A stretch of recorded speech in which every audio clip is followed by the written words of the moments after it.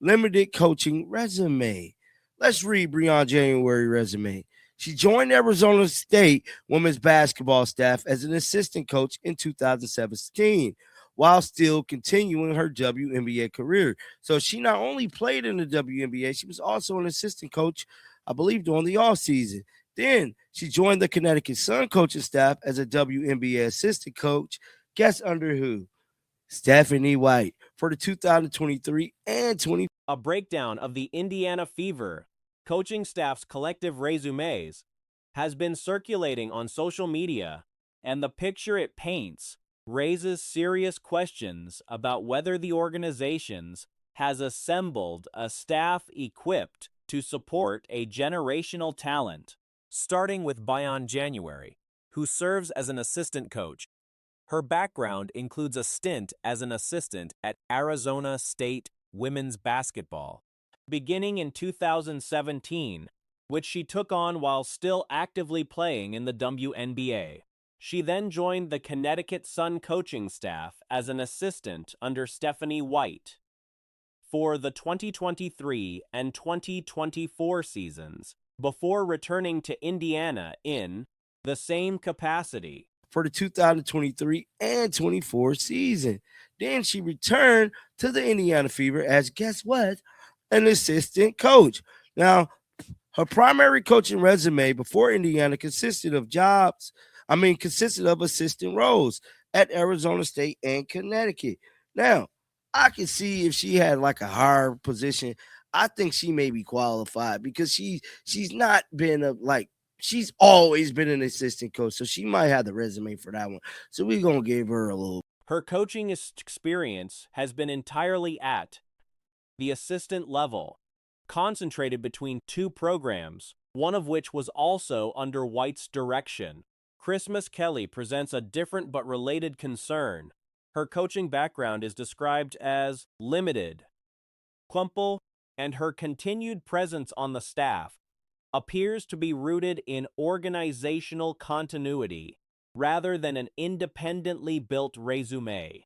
She joined the Fever coaching staff in 2023, was retained through the 2024 season, and then kept on again when White took over. An assistant coach, so she might have the resume for that one. So we're gonna give her a little grace. Now let's do Christmas Kelly. Now she's an assistant coach.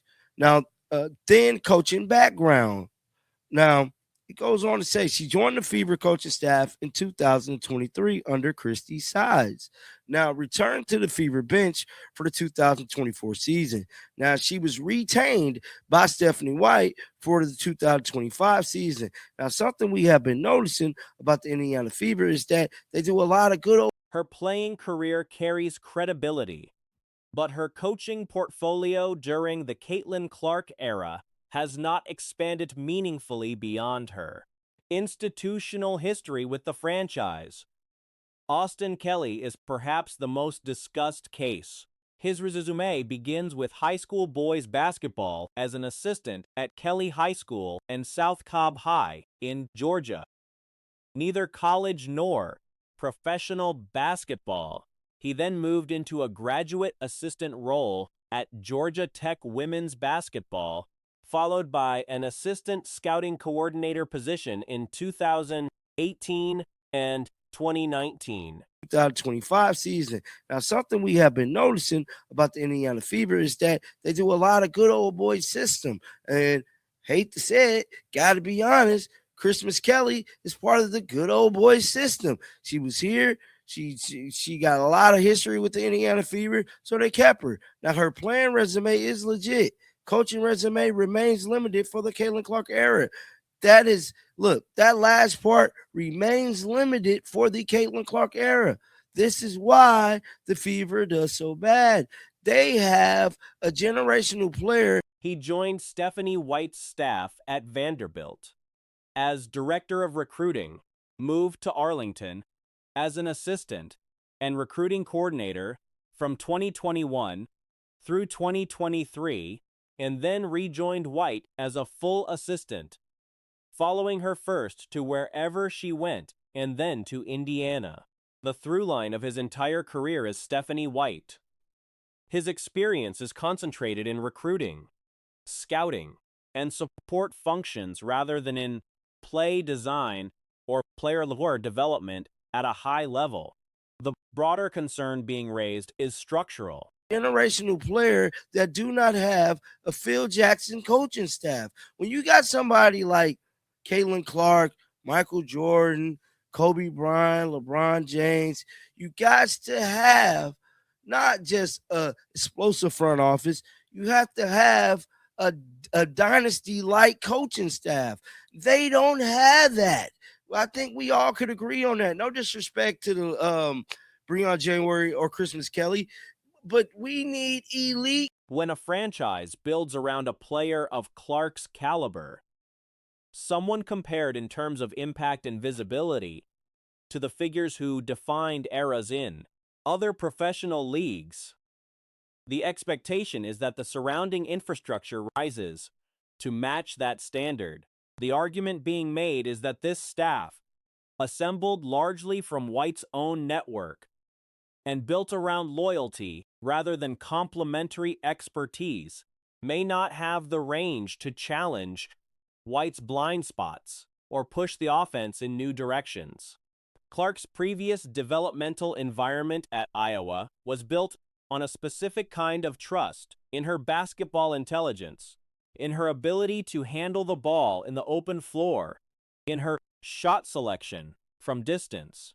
That trust translated directly into the results that made her one of the most watched players in the country. Or Christmas Kelly, but we need elite coaching staff. We have elite superstar generational talent.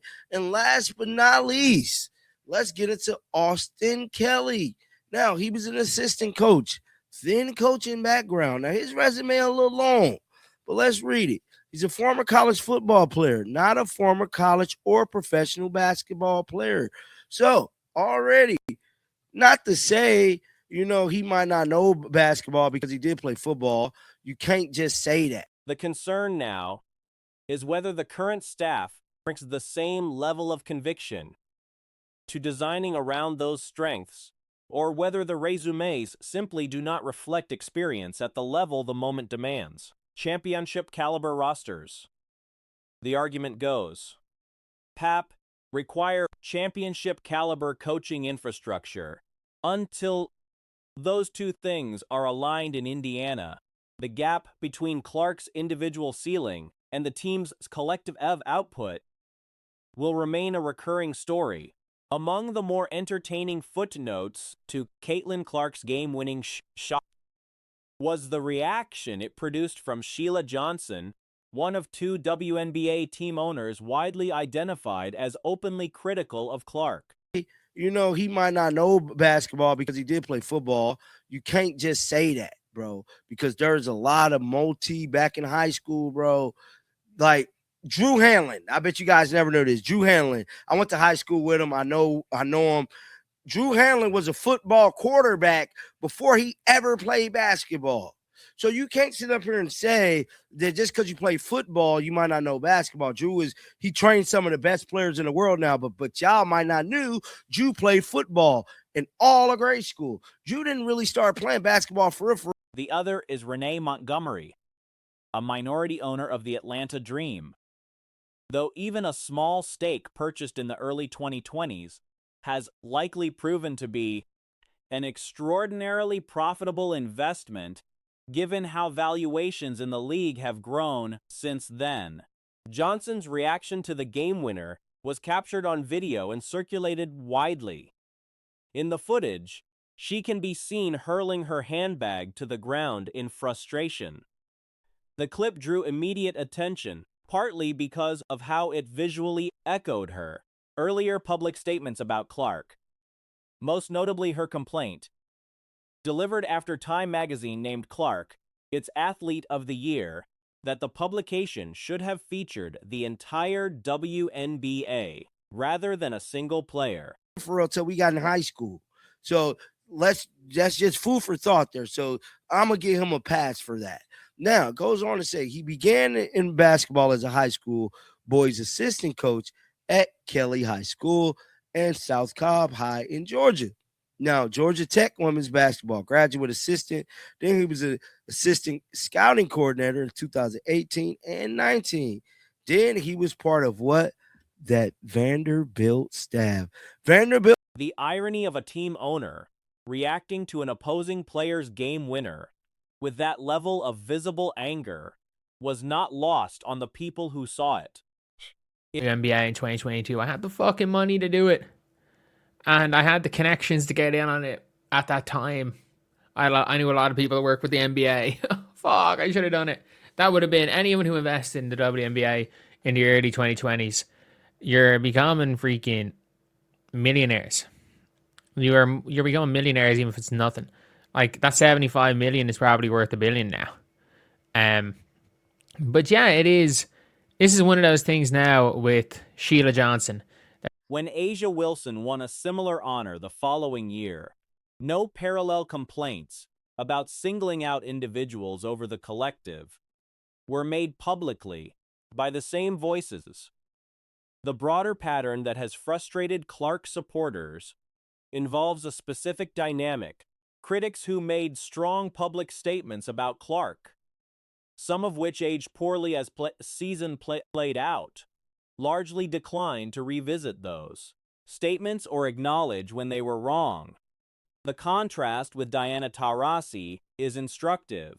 Taurasi had her own complicated moment with Clark, but when the two eventually appeared together, Taurasi opened by joking about it directly, immediately diffusing the tension. Things now with Sheila Johnson that she despises Caitlin Clark. So let's take a listen here to Sheila Johnson.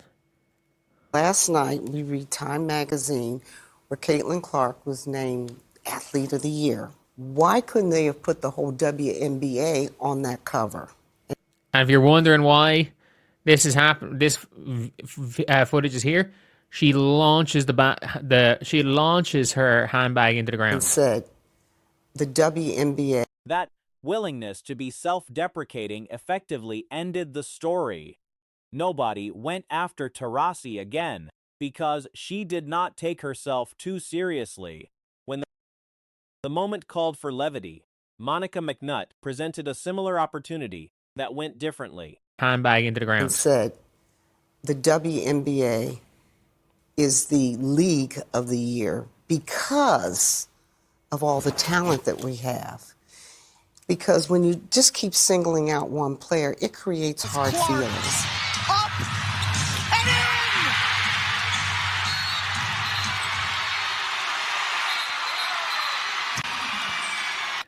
in! That is it. Like new angles keep dropping of Sheila Johnson launching the Regan bag into the ground. After declaring on air that Rookie of the Year should be determined entirely by team standings, a framing that favored Angel Reese. At the time, the standings subsequently shifted without Clark even playing. The moment called for a light self-aware follow-up. It did not come, and the original quote has followed the coverage ever since. To the ground, like she is. Oh, I hate her. I hate her.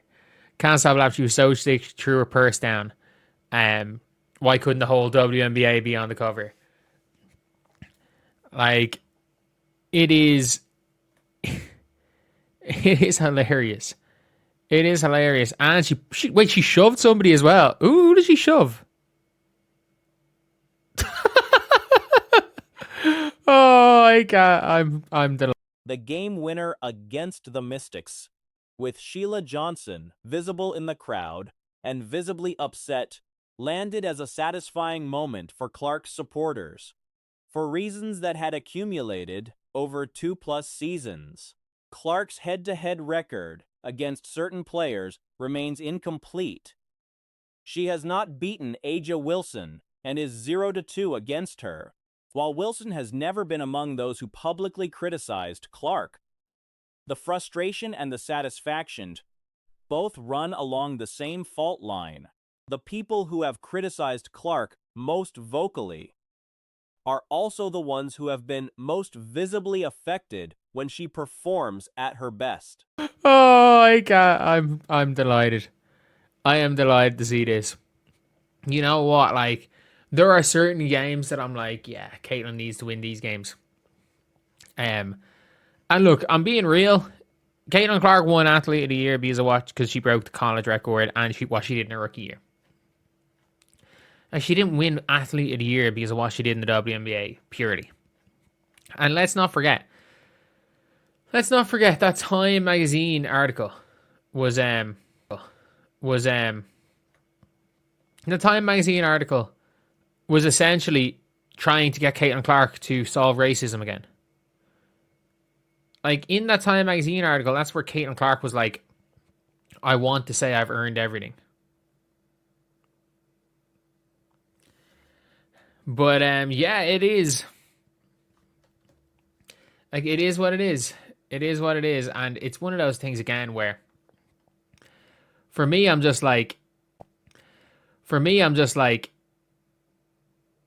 everything went against the WNBA.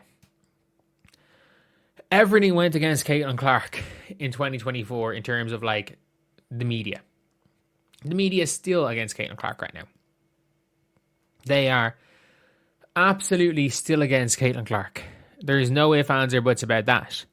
And at least now we're like, okay,